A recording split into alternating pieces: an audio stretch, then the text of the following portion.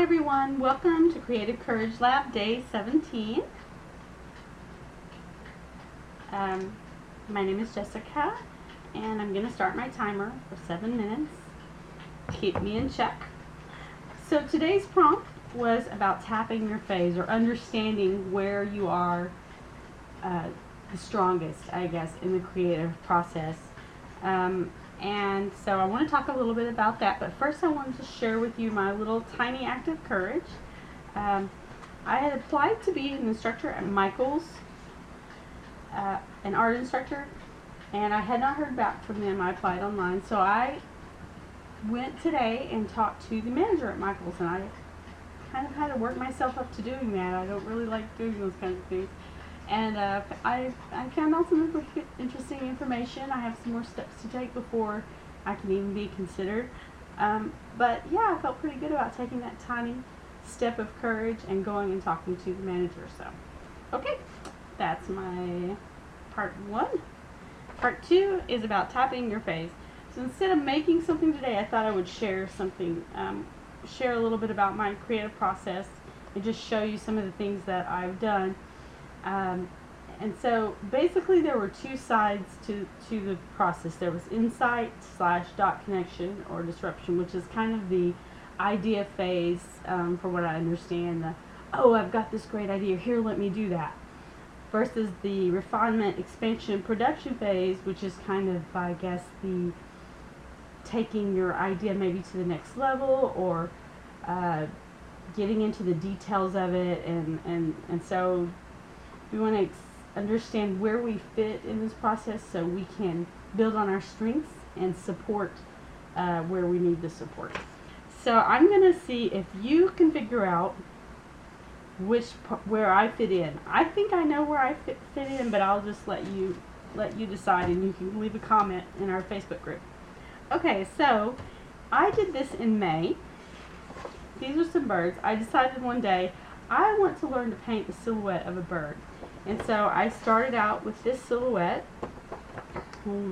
and started with some India ink on this paper, and I just kept practicing different silhouettes of birds, and basically with 1 stroke or maybe 2, and I kept on going. And then I got a little distracted. I tried some windmills, and that was a lot of fun, but I kept going. I did this all in one day.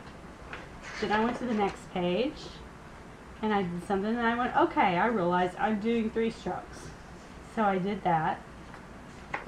And I wrote it down because I didn't want to forget, because I will forget how I did something if I don't write it down. And I kept going.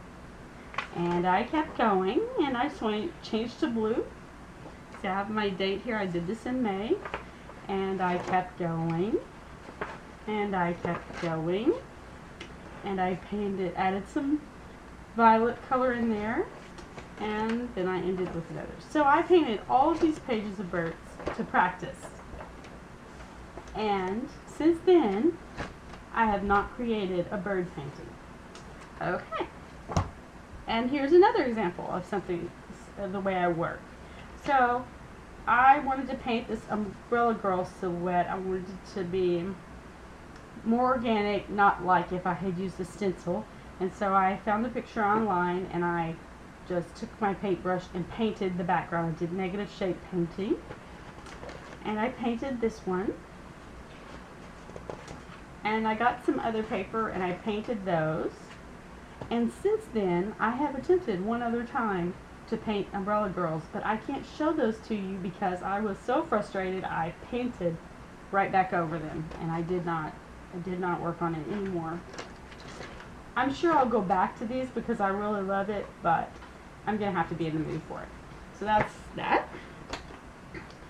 Now, you may remember this. I tried the stencils with the alcohol ink. That's how I created this background. But then my stencils were dirty, so I thought I need to clean my stencils. And since I decided to clean my stencils, I thought I could wipe them off with baby wipes, or what happens if I squirt them with alcohol? So I squirted them with alcohol, laid the paper on it, and guess what? I got some prints. And then this was from the other stencil, and another print. But there's still ink on it. And I kept going, and guess what? I made all of these prints all that day. to clean my stencils. I have all these prints, and they're amazing, and they're awesome. I don't know what I'm going to do with them, but there they are. And then I had also another idea after Creative Courage Lab the other day that I would like to take that big sheet of paper and make it into a tree and collage it into a tree. And I thought, okay, what if I put little beads on it and different things? And so that's what I did here. And I'm really not sure if I'm happy with this. Maybe it's called a work in process, but and I swirled some paper and I had a lot of fun making this. I don't know if I'll ever do it again. So there's that. And then, if you remember, I think yesterday's, I did the Zentangle. But in order to do the Zentangle, I needed something to tangle on the alcohol inks. And so I was trying different things, and I made these, and I thought, oh, these are great, but they're too big for our container of time. So there's what I didn't like, here's one I liked, but I also decided these are too big, so then I made some small ones, and then I went on and did my demo for the Zentangle. And then today I was getting ready, and I thought, oh, what am I going to make? And I thought, no, I don't think I'll make. I think I'll just share my creative process. So the only thing I made today was my little tag, and I hope I didn't show that to you because I want you to guess, where do you think I fit into the creative process? Where do you think my strengths lie? I have a feeling I know where they are, but yeah, I would like to hear that from you. Okay, so thank you so much for listening to me ramble a little bit about my creative process. And thank you for joining me for Creative Courage Lab, day 17. You can see people's work with hashtag Creative Courage Lab in different places. And I would also love for you to share your creative process. So thank you so much, and I'll see you tomorrow. Bye.